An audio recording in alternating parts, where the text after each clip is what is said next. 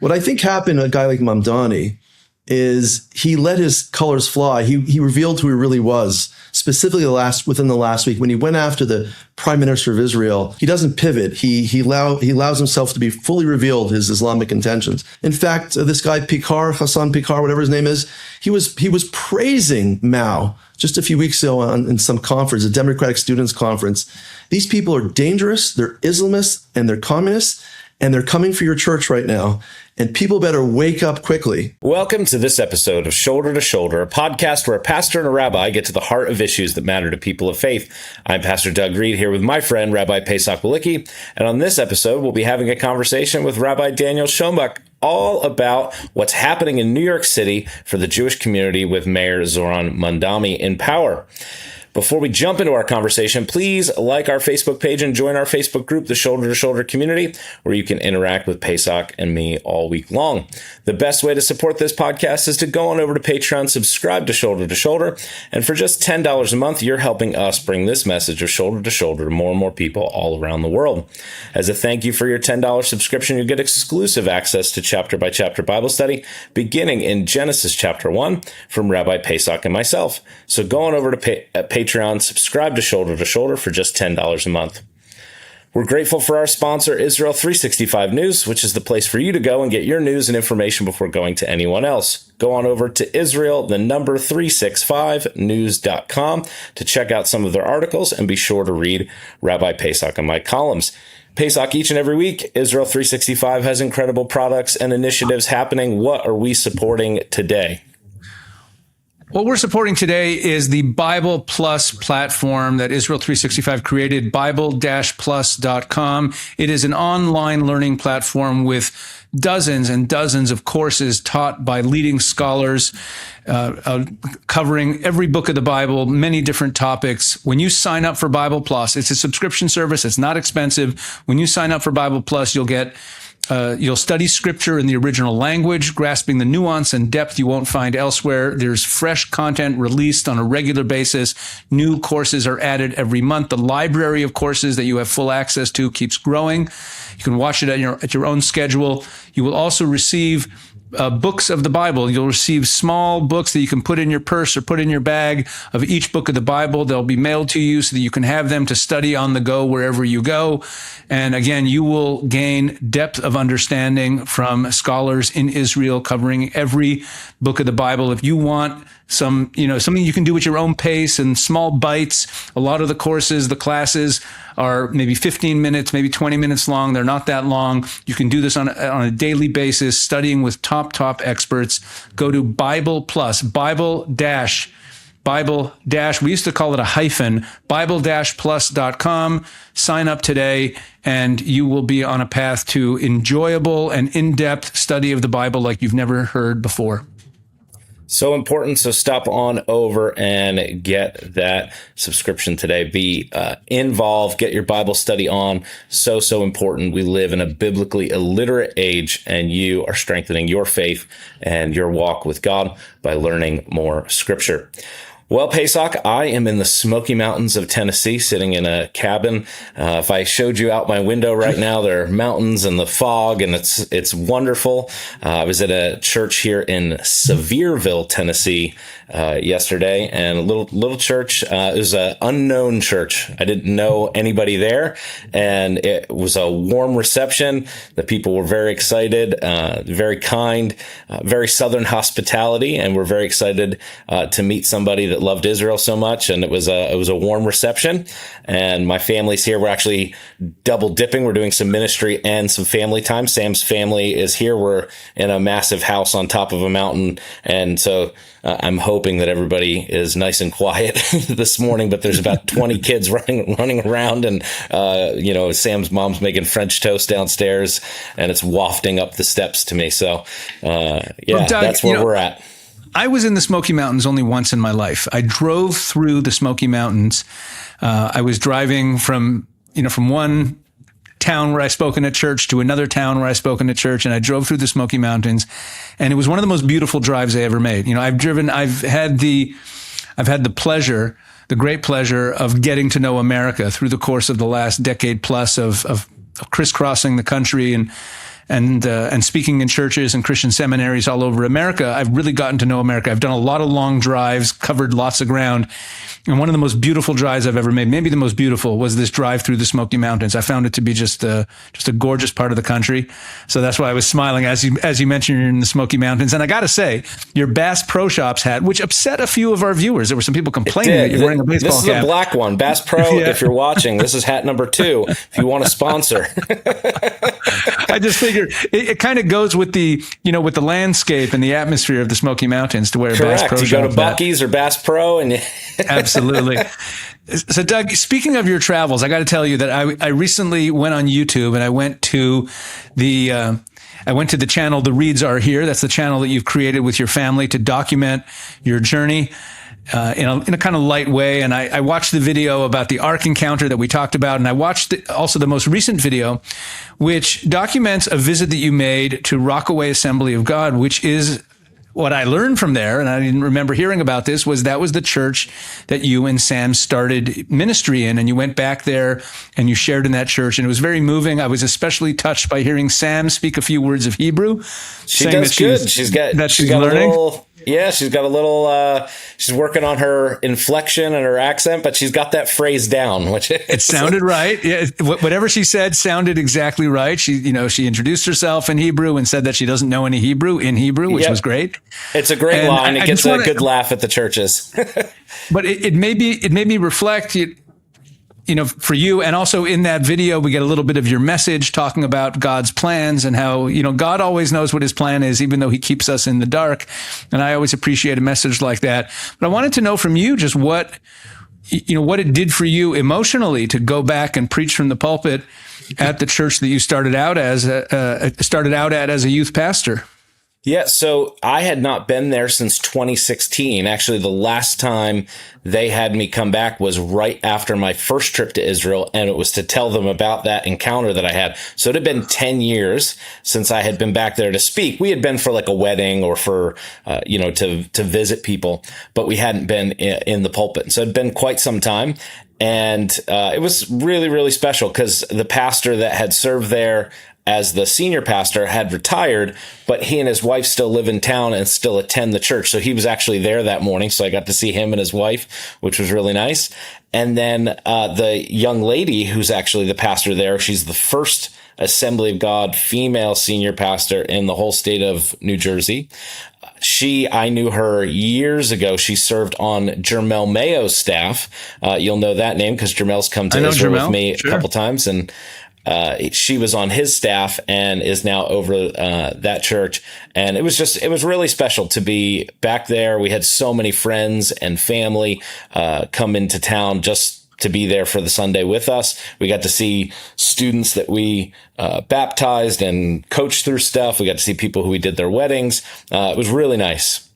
So Doug, what I was thinking about as I was watching this is that you worked at this church before your Israel journey. And you've told me many times, I've heard you say it, that Israel was 5,000 years ago, or thousands of years ago, thousands of miles away, that it wasn't on your radar at all. Is Israel on the radar of this church, or is it something that they're still dipping their toe in the water of? Where is the Israel piece in this church that you started out? That's what I was thinking about. I was like, wait a second. At that point in Doug's career, this is before all the Israel stuff. So what were the reactions people were getting to the Israel piece of what you were there for?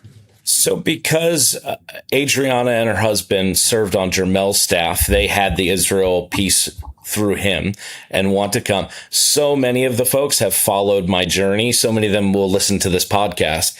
So they've been kind of following along at a distance, and it was nice to see them up close and personal. It was very warm reception. People were very excited, and several people were like, well, can we come with you? How does that work? How do we get there? So we had a lot of folks wanting to, smuggle themselves into our luggage as we prepare for this journey. So I wouldn't say it's, I don't think anybody's quite at the tabernacle level. I don't think you're going to out Israel, Bishop Stearns in the tabernacle and all that we've done there. But certainly in the pro-Israel camp. And I think whether unintentionally or intentionally, definitely very affectionate and in that direction. And I have found overwhelmingly, the more, as we say, the more grass that I've reached down and touched, the more people I've been with, the echo chamber of Twitter and all that's going on, like this church I was at here in the Smoky Mountains of Tennessee. We're so excited. You're going to Israel. You've been to Israel. People were just genuinely pumped to meet somebody, and we're so excited to hear what God is doing, and just so open to it. And I think the more travels I do, I'm really believing that I'm going to find more and more as you just get out there. Yeah, you hear the tone online and you hear stuff that's not great. And, you go over into, what do they call it now? Podcastistan. You go into that woke right podcast world, and it sounds bad. But when you get down with average American people, they're genuinely supportive, genuinely in that spot. And I keep finding that repeated. I know I'm only a couple months in, but I keep finding that over and over and over again. People are genuinely wanting to be supportive of Israel, wanting to understand, and are praying for the peace of Jerusalem. Yeah, that tracks with what I experienced too. I've been telling people more and more that online world is not the real world. That doesn't mean we don't have problems. It doesn't mean that younger Christians are lacking in this area. It's all true, but it's not the 5-alarm fire that I think a lot of people think it is. Well, Doug, I think we've had enough small talk. We have a very big topic that we want to get to today. We're going to be talking about Mayor Mamdani and what's been happening in New York and some of the shenanigans that he's been up to. And there's no better person to join us for that than someone who's been at the forefront of all of those issues in New York. He's really been part of a coalition of leaders across different faiths, different ethnic communities, pushing back on Mayor Mamdani. Some of the rallies, if you've seen any rallies, the anti-Mamdani rallies over the last few months, he's really been part of the leadership of that. And he's been on this podcast before, and that's my dear friend, Rabbi Daniel Schonbuch. Rabbi Schonbuch, how are you doing? Wonderful. Great to be here with you and Doug again. Yeah, let me just finish introducing you while we have you on screen now. Rabbi Schonbuch has a YouTube channel, which is, I think, just called Rabbi Daniel Schonbuch, if I'm not mistaken. Rabbi for America.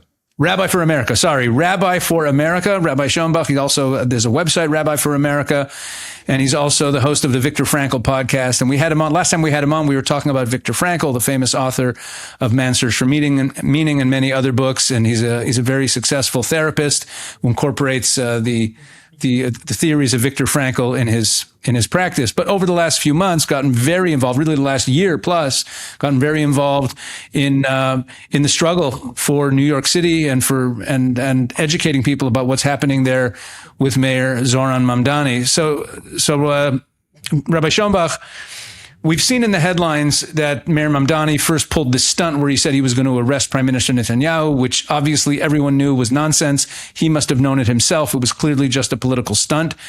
And now we see a headline from just yesterday that Mayor Mamdani is now doing something very dangerous, that he's calling on New Yorkers to come out into the street to protest when Prime Minister Netanyahu is in town. And I think that coming from a sitting mayor of New York, calling for protests that in some measure might have happened anyway, because there's a lot of people who are anti-Israel in New York. But give us your assessment on where things are with New York City, with Mayor Mamdani, with the Jewish community, and really drill down, educate our audience about what's actually happening there. Well, first of all, Pesach and Doug, it's so great to be back and have a chance to talk to you and Christians around the world today. It's a very serious situation we're facing in New York City right now. Zohran Mamdani came in about 6-7 months ago at this point as a mayor being run by a party called the Democratic Socialist of America, the DSA. The DSA is the largest socialist organization in America. They were founded in 1982. They have about 120,000 members, but a few years ago they had about 10,000 members. They're a rapidly growing organization who are influencing the very change of American politics today that we're seeing. We see a number of colleagues of Mamdani entering into politics, now running for Congress and now Senate. They represent what we call the Red-Green Alliance. The far left-wing socialists and communists partnered together today with Islamic fundamentalists. And we're seeing the policy happening in real time. I want to just go back a step. When Mamdani came into power January 1st of this year, the first thing he did was get rid of protections against anti-Semitism in New York, the IRA definition of anti-Semitism. Also, this policy of people having to stand away from synagogues and churches when they're demonstrating against synagogues and churches. He got rid of those policies. And now we're seeing what's happened after just a few months of him being in power. He's using his position as mayor of New York to attack Jews, to attack the state of Israel. And he's doing this explicitly by calling for the arrest of the prime minister of the only Jewish state in the world, Benjamin Netanyahu. He knew he can't really do this. He admitted a few days later, I'm sorry, guys, I can't do this. But meanwhile, two people were just stabbed in New York City. A Jewish man in his 50s and another man from the Asian community. And the assailant was screaming, Allahu Akbar.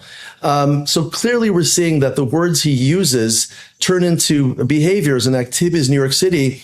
And we're really trying to alert people, Jews, Christians around the world, how dangerous he actually is to New York right now. And we're seeing the implications now of what it means to have a mayor who refuses to condemn the term globalizing intifada. Now we're seeing the intifada happening in the streets of New York.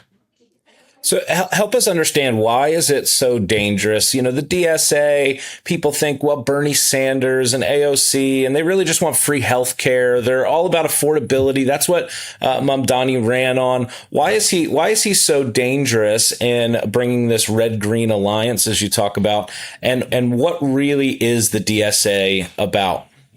Well, the DSA has gone from a very small party, a small organization, to a very large organization with increasing influence on American politics.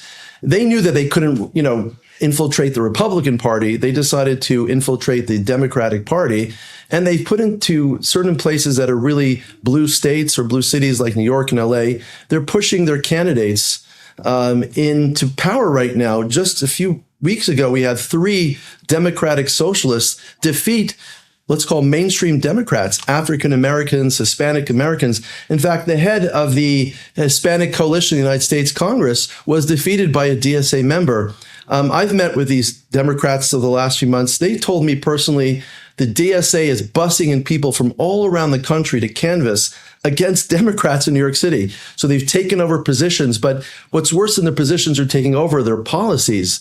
They are a basically socialist communist party. They want to abolish the United States Senate, get rid of the Electoral College.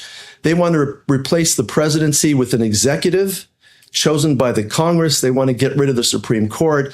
They want to radically transform America, American culture, American society into some socialist or communist paradise right now.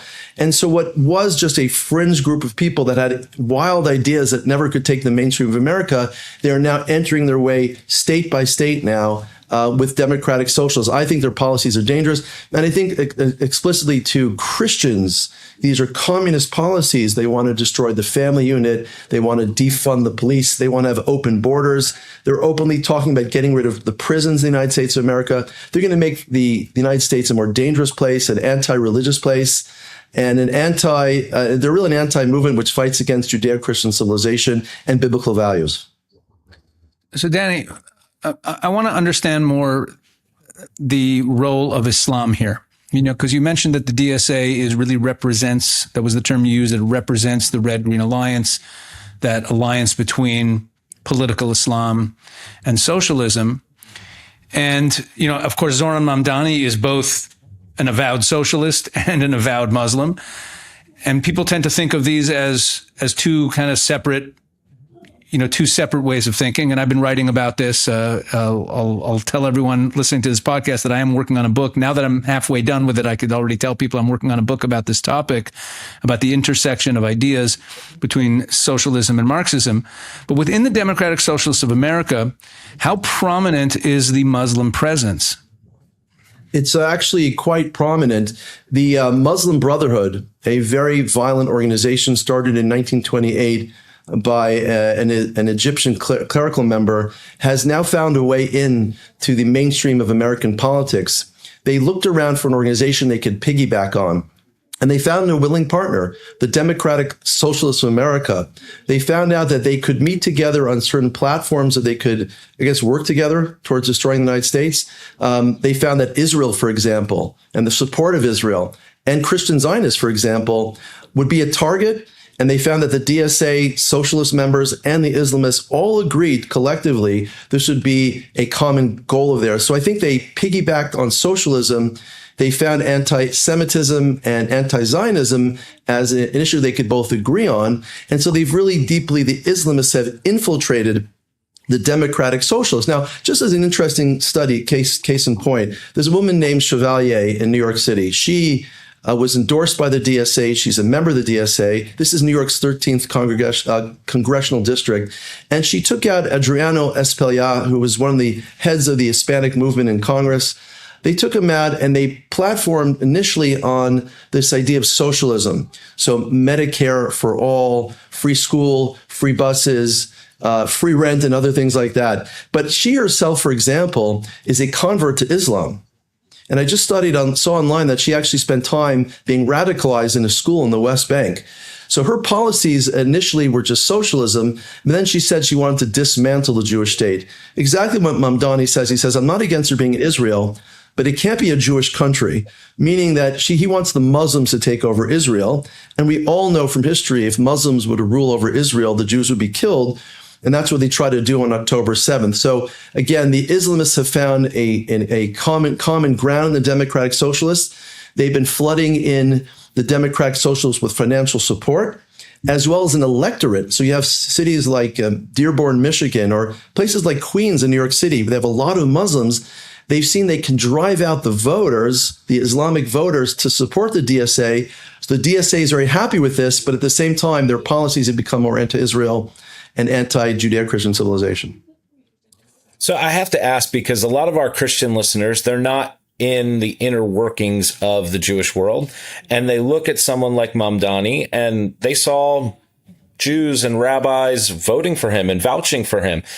These other DSA members will bring a rabbi up to pray at an event, and they go, oh, okay, maybe the anti-Semitism is not so bad. Maybe, obviously there's Jews there supporting him. Help us understand what's happening there. Why are they getting support, and is it really Jewish support? Well, as most of us know, there's different streams in Judaism. We have religious Jews, biblically oriented Jews. We also have Jews that are not so biblically oriented, that are Reform and other branches of Judaism. And they tend to take on socialism as their cause, social activism, nothing to do with religion, nothing to do with Judaism. So there are some Jews in New York City that supported him. These are people in Manhattan. These are people that are not religious Jews. They're not supportive of Israel even. And I think that's where they took hold in. And there was some statistic that came out that's being bandied around in the media that 30% of New York Jews supported Mamdani. I'm not sure if that's correct, by the way. I know that according to that, at least 70% of Jews in New York did not support him, voted for the other Democrat, Cuomo, who was running at the time. He didn't really have a chance to win, but he lost in the end. And it's really a fringe group that is supporting him. When you talk about rabbis, there's no Orthodox rabbis supporting Zohran Mamdani, none that I know about. We're talking about fringe rabbinic activists that are extremely left-wing, extremely against Judeo-Christian civilization as well. But again, every community council of New York City has many Jewish community councils in different neighborhoods. Every single one voted against Mamdani. Everyone supported voting for the other Democrat at the time. And what we've seen now, I think that anybody that was bought by socialist politics that sounded very universal, free healthcare, free buses, free food, and he has that tremendously deceptive smile. He does everything with a smile. I think right now, after the stabbing of somebody a few days ago in an Asian American, I'm seeing that the mainstream Jewish community is uniting against Mamdani right now, and also warning America about what other democratic socialists will do to other parts of the country. I want to be a little even less diplomatic than you're being about these Jews who vote for Mamdani, because I think it wasn't such a large percentage of the Jews who voted for him, but I just want our Christian audience to really understand the dynamics here. And when you mention Reform Jews and Reform Judaism, the term Reform means something else in Christian circles. In terms of as a Reform theology, it has nothing to do with Reform Judaism. I just want to make sure that confusion, you don't get confused and think that there's some commonality between the two. Reform Judaism is the Judaism that it's a branch of Judaism that basically is progressive left politics dressed up as Judaism, according to the belief system of most Reformed Jews. They don't believe in the divinity of the Bible. They don't believe that the laws of the Bible bind them in any way. And I could go on and on. And it's analogous to our evangelical listeners. If someone were to point to the progressive, the progressive policies of some of the mainline denominations that have gone completely woke, and look at you and say, "Hey, those are Christians, and they're voting left, and they're leftists," and you would roll your eyes and say, "Well, I have nothing to do with what they believe in." It's the same thing at the theological level, at the belief level, at the religious level.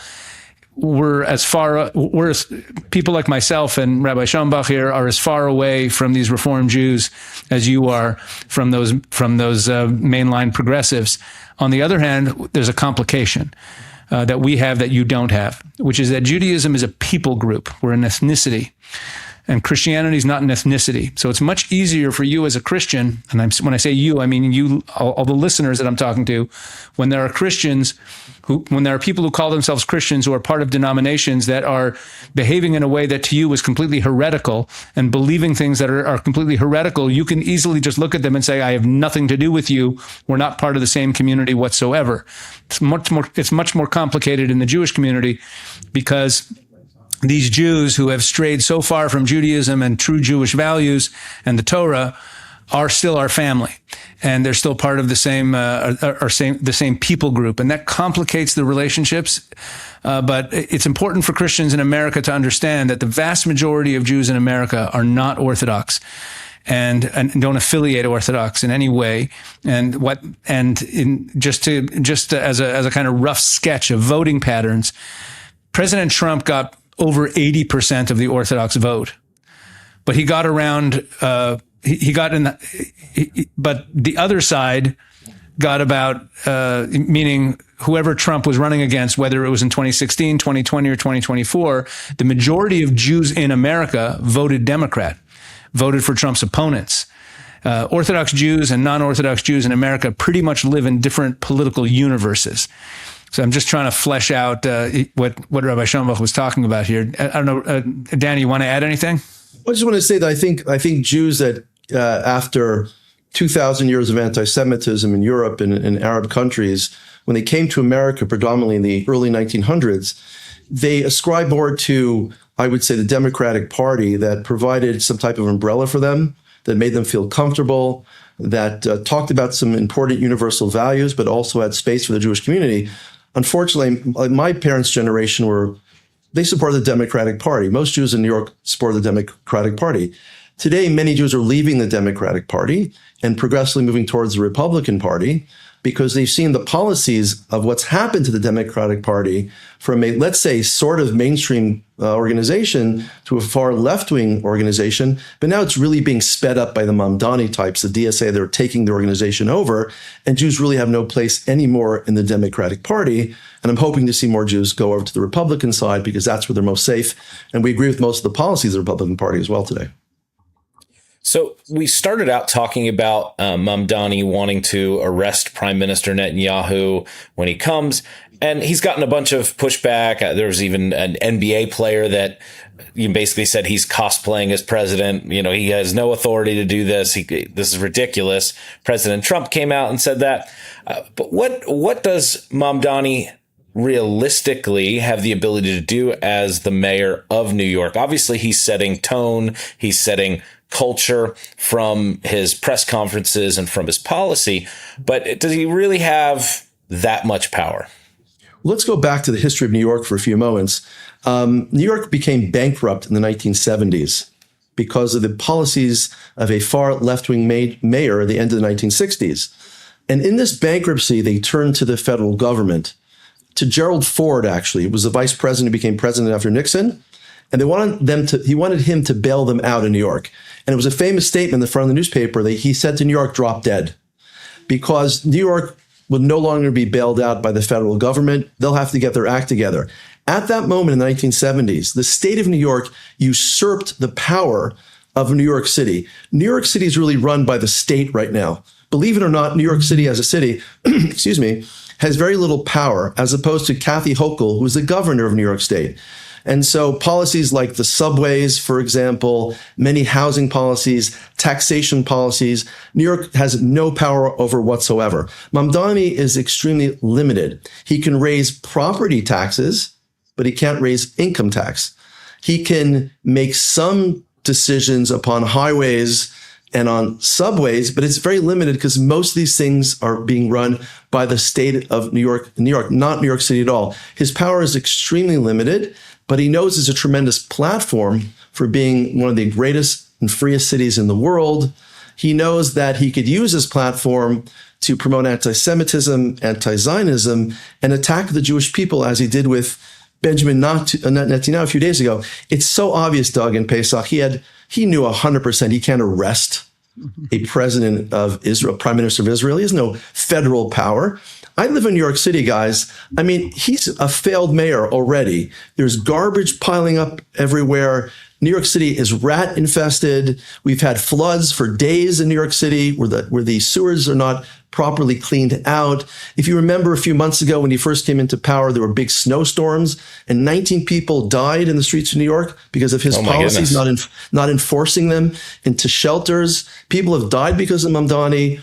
He's now going to bankrupt New York City because he's using a budget of $128 billion, which is more than the budget of the state of Florida all combined. His power is limited, but it's highly influential. He knows exactly what he's doing, and his true Islamist intentions are coming out and being fulfilled when he's wasting his time.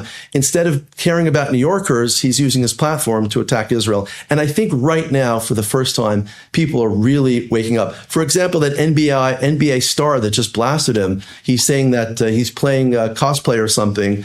They're starting to pick up. The African Americans, Latinos, everybody around us is starting to pick up and see who he really is. And he's not really there on behalf of New York. So talk about that a little bit more. You say that African Americans are waking up, and I had heard that a lot of them had voted for him, and now that community is possibly turning on him. And you've been part of some coalition building in New York to push back against Mamdani. Talk about the different communities and what we're seeing there. What I started discovering, and I help an organization called End Jew Hatred, which if you see any demonstrations against Mamdani in New York, we ran a demonstration, I think May 11th, in front of Gracie Mansion. Almost 2,000 people showed up to this rally. It's not a rally of Jews fighting Mamdani. The rally had spokespeople from the Catholic community, the evangelistic community, African Americans, Hindu Americans, Latinos, all feeling pushed aside by Mamdani's far left-wing socialist policies and his Islamist personality. They're all feeling it together in New York right now. In fact, one of the people that spoke out most loudly against Mamdani after the primaries a few weeks ago was a woman named Letitia James. Now, your viewers may know Letitia James. She was the one going after Donald Trump for the last few years, trying to prosecute him with his real estate holdings. She herself is not actually liked by the Republican Party, but she herself, the day after some of her colleagues were knocked out by the socialists run by Mamdani in New York City, she herself went in a rant against the Democratic Socialists. She says it's based upon white privilege, Democratic Socialists. He says most of them have no idea about the struggle of African Americans. And in fact, if you look at the people that built New York over the last 70 years, it was a coalition between Jews, Blacks, and Hispanics. With Mamdani, they've all been pushed out of his coalition. There's very few Hispanic and Black leaders surrounding him right now. He has far left-wing white socialists and Islamists and a few sprinkled people around there. But most of the people there are not representing the real New York, which is Hispanic, which is Irish, which is Catholic, which is African American and Jewish. That whole coalition has been pushed aside. Everybody's feeling it right now. And we give you one more example that happened soon after he got into mayor. Because he couldn't pay for his bloated budget of $128 billion, he made this promise he was going to fight for the working people. For the working people. Where are we going to get money from the top 1%? So we started going after famous billionaires. He has something called the pied-à-terre tax, where he's going to charge you up to maybe $1 million a year in taxes beyond what you already pay if you have an expensive condo in New York and you live somewhere else. He said, I'm just going after the 1%ers of New York City. Then he realized that wouldn't pay for his budget and his deficits, so he started going after the middle class in New York. The one power he does have is raising property taxes. He threatened he's going to raise property taxes up to 9.5% in New York City. That was devastating to your African Americans, Latino Americans. Many of them are in the middle class or lower middle class setting that had a home, that worked for the city for years, that finally bought their home 20 years ago, that were about to retire. They could barely pay for their food and their mortgage right now. He was going to raise their property taxes by 9.5%. The African American community went ballistic. If you remember a few months ago, there were rallies in Queens of African Americans demonstrating against them. So they're bothered by this as well. So I think people are really annoyed. And the Democratic Socialists hopefully have seen their better days in New York. I think people are waking up to who they are. But we also have to warn people across America about their threats to people in the Midwest and people in other coasts about the fact that they want power and they will knock out the mainstream Democrats that are running for power to gain power and use all the horrible policies of New York to spread across America as well. So I'm curious, how do we go from 9/11 to today? You talk about coalition building, people being pushed out. I grew up in New Jersey. I remember 9/11 vividly. I remember I was in high school at the time, and I remember the school going on lockdown. I had friends whose parents worked in the towers. We experienced a tragedy, and then the country came together in a really beautiful way. But how do we just 25 years later end up with a radical Islamist as the mayor of New York City after 9/11? What happened to those coalitions? What happened to the unity and all that we had? I'll tell you, there's a few major points we have to discuss here. One is that it's a blue state, New York, and a blue city. So people have been leaving New York for the last 20 years. My children, for example, in their 20s and 30s, are all talking about leaving New York. They're going to red states. Where do you go today? You go to Florida or you go to Texas, anywhere except a Democratic state where they're pushing defunding the police, where they have something called cashless bail. It used to be that you have to pay money to be on, to not go to jail for your court case. Now they just let you out without any cash, so to speak. It's kind of a revolving door where very dangerous people are committing crimes over and over again. They're repeat offenders, and they're going and murdering people afterwards. So people have been seeing these policies for years. Mamdani is kind of the icing of the cake of just bad Democratic policies in New York City. That's been going on for, so the wealthy people that want to invest money, people want to have better lives, are all leaving New York City because they can't afford it. We've lost those people in New York City. But also under the Biden administration, specifically during the Syrian civil war, where Assad murdered 500,000 people, many Syrians, many Arabs, many Muslims were led into the United States over the last 10 years. So the Muslim, the Arab populations have grown tremendously in New York. I don't have the exact statistics, but they're quite dramatic. So you have a larger third world Arab-oriented immigrant community here in New York City. But then something happened, which was a freak of history. And he was just very lucky, Mamdani. We had very poor candidates running against Mamdani. He was one thing I have to give to Mamdani, he's a great campaigner. He knows how to speak. He's very photogenic, knows how to take on media very well. He's extremely well trained in this.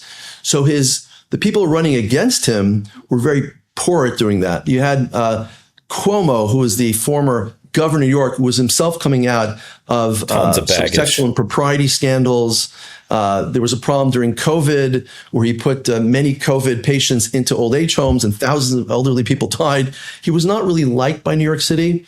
And he didn't have any real energy when I met him personally at different events. He didn't exude the youthful energy of Mamdani that was promising a lot of things he couldn't actually fulfill. So I think it was kind of a irony of history that Mamdani came up, he platformed well. He had the power of the Democratic Socialists, busing people all around America, their money, their resources. He had a lot more Muslims in New York City, but he was running against a guy that was really easy to beat. But he only won by, I think, around 51%. I looked at the statistics in New York. Most mayors win 60 or 70%. So he did not win by that much at all, just by 1 percentage point, unfortunately. But I think that's what really happened. Now, that would help us understand how is it a mayor like Mamdani, who was an Islamist, a real Islamist, he's not even hiding it anymore, can run in a city like New York? Because I mentioned again, population has changed, people have left, demographics has changed. God Saw, the famous podcast, which says demography is destiny. So I think it's a democratic shift happening in blue states, the power of the Democratic Socialist America, and a very weak Democratic Party that doesn't really stand for anything today. Now they have Trump derangement syndrome. They don't really stand for anything. They just run against Trump. Here comes the DSA and the socialists, free busing, free rent, free food. They're just drinking the Kool-Aid. I wonder if there's a silver lining here. You know, I always try to be optimistic, and I wonder if there's a silver lining here that with the DSA taking over so many safe Democrat districts and gaining power in the Democratic Party, that maybe it will finally push a lot of moderates in the Democratic Party, sort of classical liberals. Bill Maher saying that he can't agree with this. Bill Maher and I don't agree on hardly anything. And he's talking about I can't vote Democrat because the socialists are taking over. That's what I'm saying. Maybe there's a silver lining here that, you know, it can be a good thing if your enemy becomes more extreme and narrows their appeal. I'm wondering if there's a silver lining here. I think there might be. I mean, I want to quote the former foreign minister for Israel, Abba Eban, who said, the Arabs never miss an opportunity to miss an opportunity. What I think happened to a guy like Mamdani is he let his colors fly. He revealed who he really was, specifically within the last week when he went after the prime minister of Israel. Even people like NBA basketball stars are like, what is the guy doing? He just went, most people would have pivoted to the middle, being the mayor of the biggest city in the world, one of the greatest cities of the world. He doesn't pivot. He allows himself to be fully revealed, his Islamic intentions. So I'm hoping that Americans will actually wake up at this point. I'm really hoping that people start studying the DSA to understand how dangerous it is. This is not your parents' Democratic Party. This is a Bolshevik revolution with all the anti-God philosophies, the Marxism from Europe, the horrors of 200 million people being murdered in Europe, 100 million in the Soviet Union, 100 million under Mao. In fact, this guy Hassan Picard, whatever his name is, he was praising Mao just a few weeks ago in some conference, a Democratic Students Conference. These people are dangerous, they're Islamists, and they're communists, and they're coming for your church right now. And people better wake up quickly. And things that the Christian community saw, for example, in Minnesota. I know Pesach and we did a very popular podcast a few months ago on one of our shows. When they went into that church, who's that black journalist that Don Lemon. Yeah, Don Lemon. So he went in there and they started screaming at people that were praying. I mean, they were ready to attack the people inside. I think that's what the DSA really is. It's an attack movement that has different claws, the octopus has different, tentacles. One of the tentacles will be attacking churches.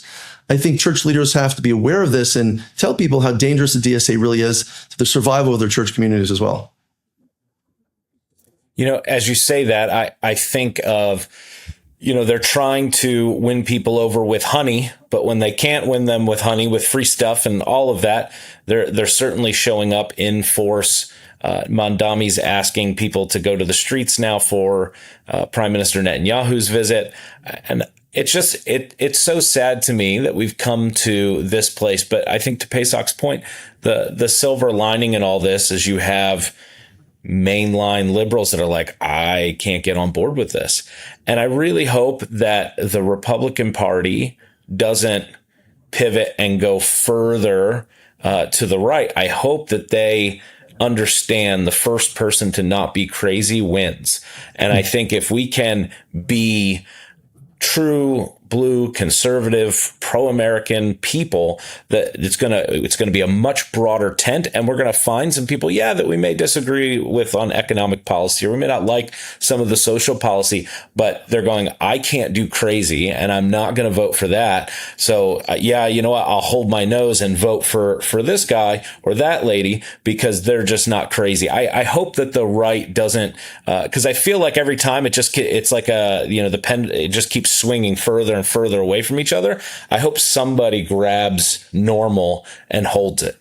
Well, we have a beautiful saying in Judaism that the medicine comes before the disease.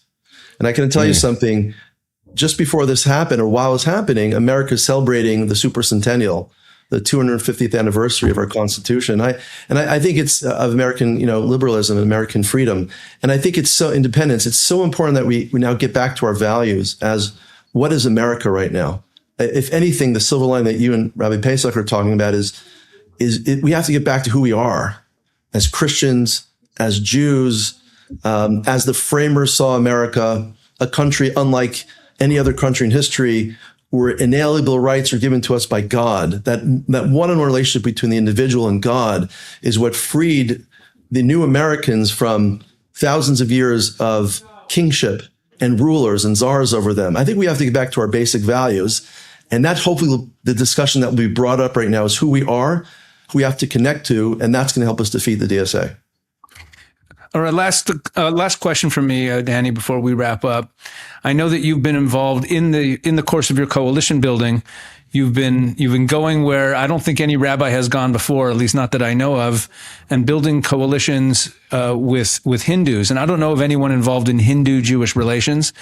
But I think that in the moment that we're in, where our primary enemies is the Red-Green Alliance, we have to really look for this type of coalition building. Can you talk a little bit about the work that you've started doing, the relationships you've started building with the Hindu community? I started looking around for all of our allies. I'm working with all different countries and all different people that are all united against Mamdani. But some of the first few people that were speaking out against Mamdani when he was running last year were Hindu Americans. They were more aware of him than either the Jewish community was or even I myself was. And so I started meeting them. I started seeing them lecturing places, demonstrating. I started seeing them on certain podcasts, and I started reaching out to them. Then I realized that the Prime Minister of India, Modi, has a very good relationship and a profound relationship with the Prime Minister of Israel, Bibi Netanyahu, as well as Donald Trump. They're all very good friends. I said, boy, if they're all friends, there must be something that they're friends about. And I started looking into this. It turns out that India is one of the biggest democracies in the world. They have 1.4.5 billion people, 1.5 billion people in the world. It's an ascending democracy. They're a buffer against communist China because their own industriousness, their own manufacturing, their own technology. Parts of Indian society are very modern, very highly technically oriented and so on. They all speak English there as well. And there's only one Hindu state in the world, and there's one Jewish state in the world as well. There's a lot of camaraderie. And it turns out if you look at India, who are their neighbors?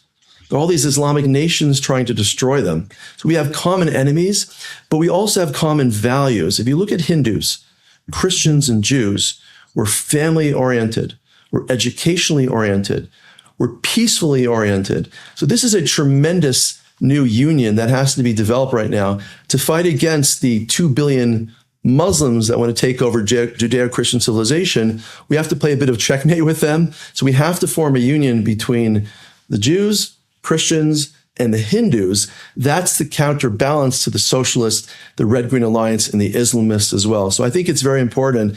And I've met a lot of good friends. I've been in Israel the last few weeks. I met with Hindu leaders here. When I get back to New York, I'm meeting and interviewing the head of the Hindu American Foundation. And we see a lot of Hindus now in popular politics. We see vice president's wife. We see somebody running for governor in Ohio. We're seeing Hindus playing a more important role in American society. I think we have to start working together, bringing them into our coalition to defeat what we're seeing today in America. It's so good. And it's always good to have more friends than less friends. So Rabbi Schonbuch, thank you for being on. How can people follow your work, support your work? Where can they go to stay in touch with you? Well, they can watch my podcasts and my guests and my reaction videos at rabbiforamerica.com. They can read my column as well. And they can read about my works in psychology and the writings of Viktor Frankl as well. Excellent. Well, thank you so much. And thank you for listening to today's episode. If you enjoyed this episode, please like, rate, share this podcast, subscribe on YouTube. Stop over at Pesach Wolicki on YouTube and make sure you drop down the Shoulder to Shoulder podcast episodes and check us out. We love our Shoulder to Shoulder family, and we'll see you on our next episode.